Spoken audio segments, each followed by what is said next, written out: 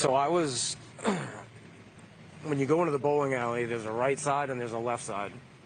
The right side is where we hold our practice. First 4 lanes when you walk in. That's where the majority of my bowling kids were. I just happened to be on the left side this one night, facilitating a pre-post bowl session.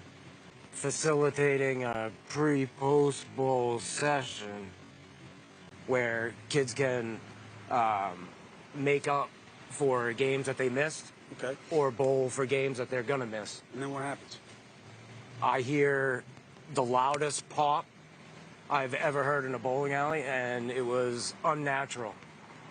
I've been in bowling alleys my entire life. It was unnatural. I knew it immediately. Thank God that this guy was having gun malfunctions. You pretty sure about that, huh? I'm 100% confident. When I looked around the corner, he was facing me at 30 feet. When the shot was fired, the first time I turned around and I was 30 feet from the suspect. And he was racking his gun. There's only 2 reasons you're doing that, right? You're either reloading, right, or you're trying to clear the chamber. Trying to clear jam. So either way, that's a moment of, let's go. Right. And were you able to get any eye contact with him or to watch any of his movements? I saw nothing but neck down and long gun.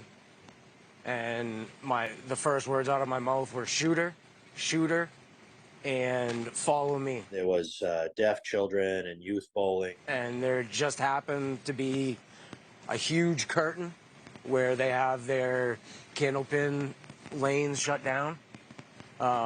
I saw that curtain as cover. I said, follow me. It was deaf children and youth bowling. Half of my group followed me. The other half of my group froze and barricaded in a corner. From that exit door that I got everybody out of, I stood there and continued to watch into the building, because that shooter was either going to continue my way, walking towards that group, and this could have been a lot worse. Yeah. This could have been a lot worse, Chris. I mean, look, there's no way to put the right words to how horrible this is for the victims involved, all the families in this community, no question. But that is, you heard me, one of the questions I have, you know, because he obviously got the weapon functioning again, right? Because he went to another location, unless he had another weapon. But a guy with that kind of weapon and that kind of ammo and that kind of training, where a place can't get away and they don't have anything to defend themselves, could have been, you know, complete. Right. Did you see anybody get hit? Did you see where he seemed to be aiming or how he was doing it? I didn't, but what I do know is that he was calculated. This wasn't a sprayer. This was a pow, pow, pow, pow. It's pop, pop, pop, pop, pop, not pop. 40 seconds later, pop. He's putting a dot on somebody. Just take care of our people and get out. No, you did the right thing. I mean, you really did the right thing. Yeah. Did you see anybody who was injured on the outside or any part of that scene? There was one little girl and her mom that was running with, luckily I had my phone, so I had the flashlight, and it looked like she either cut herself really poorly on her leg, which tore her pants, or she had a little bullet hole in her leg. So we walked her over to the ambulance and she got in the ambulance. Or she had a little bullet hole in her leg.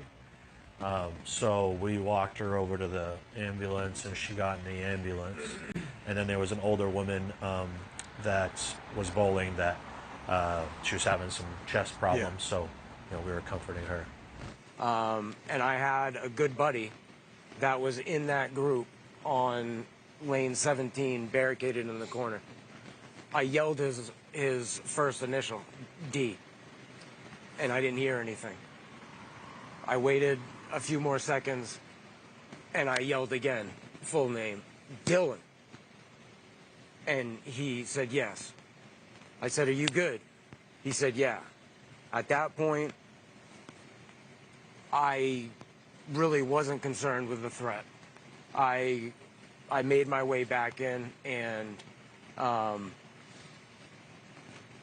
as soon as I got to that original corner that I had looked down, there was bodies. There was bodies, and the owner of the facility, who I know and I'm close with her husband. Great people. They brought our bowling alley back to life for us. I saw her running from the front entrance back into the building. The door was locked. It was secure. I felt no threat. At that point, it was who here is savable. Is anybody savable? Not a lot. Not a lot.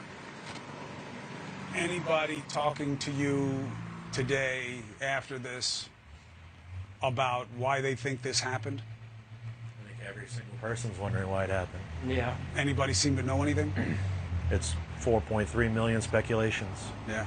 You know, and as much as I want the police force to empty every single round that they have into his chest, I think we all almost want him to give some sort of an answer, but there's not going to be one answer he gives that's going to make sense for any of us. So at this point, let's just get it done with. You know, he needs to go away. So there was two things going on there that I was aware of. One, there was deaf children and youth bowling. There was a lot of kids there, and Bob Violet, Kenny Moore, just to name a couple that I know of, were there, helping coach these children. And then on our side, we had the Apple Valley Bowling League, and we take up lanes 1 through 10, I think. Unfortunately for our league specifically, we were near the closest exit of the back of the building. So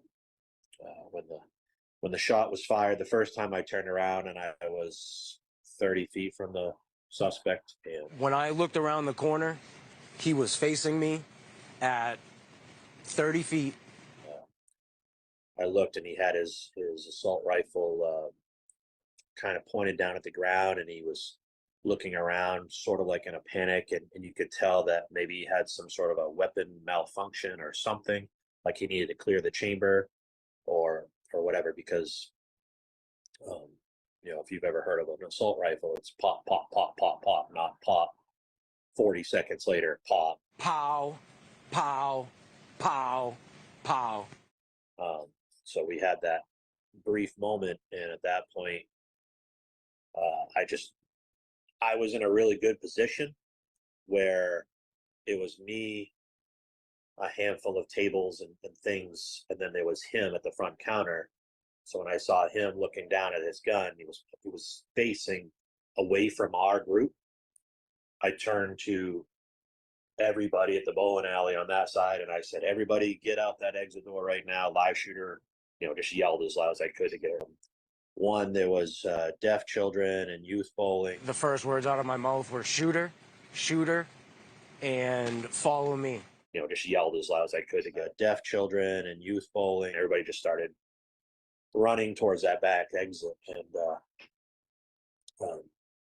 with minor scrapes and bruises. I think there was reports of some people getting trampled on or pushed and things of that nature. But everybody that was on that side, we were able to escape with our lives, which very thankful for.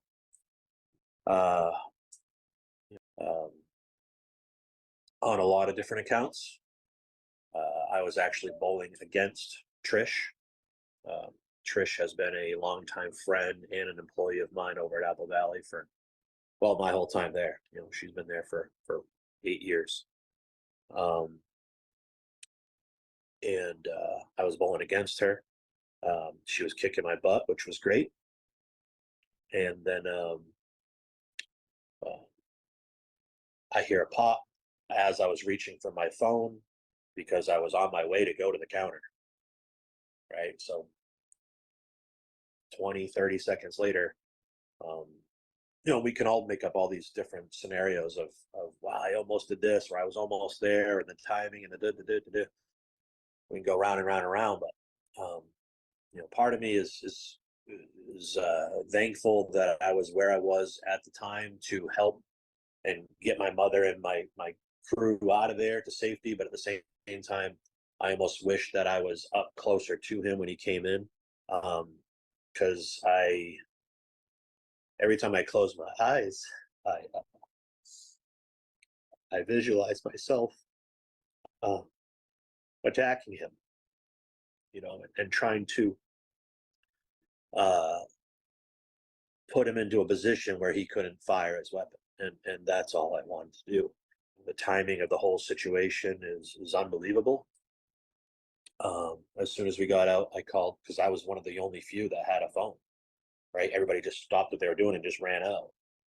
So I mean, there was people without shoes on or one shoe on, and no phones, no keys, no nothing. People in t-shirts. I'm in the same t-shirt and shorts I was wearing at the time. Right after I called 911, I called my girlfriend who was on her way over to come visit us. And I said, stop where you're at. Don't come to the bowling alley. There's a live shooter going on. And she's like, well, I'm almost there. I says, well, don't come here. So she pulled into Subway right down the road there and stayed there. And then just minutes later, the cops started showing up and all that.